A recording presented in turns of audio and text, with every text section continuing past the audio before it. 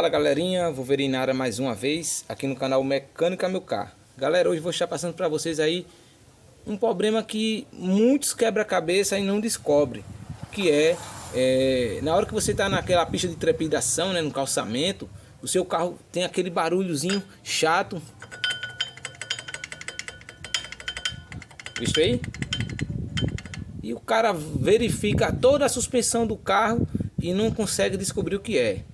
Bem, pessoal, esse defeito pode estar relacionado à sua pastilha de freio com a presilha, tá certo? Essa presilha ela fica aqui, ó, nessa forma aqui, ó. Visto aí, ó. Ela fica aqui. Deixa eu tentar aqui colocar ela aqui rapidinho. Ela fica aqui, ó. E essa parte aqui vai pressionar aqui, ó, a pastilha.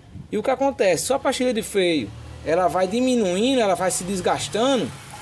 E essa presilha ela vai deixando de ficar pressionando aqui a pastilha. E aí, com isso, o que acontece? A pastilha vai rodar folgada. Quando você está no calçamento, você escuta aquele barulhozinho chato, ó, que fica incomodando.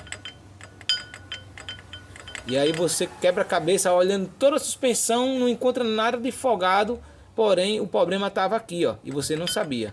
Tá certo? Então, tá com esse barulhozinho chato na suspensão aí, né? De repente você tá andando na trepidação e tá sentindo esse barulho de ferro com ferro batendo.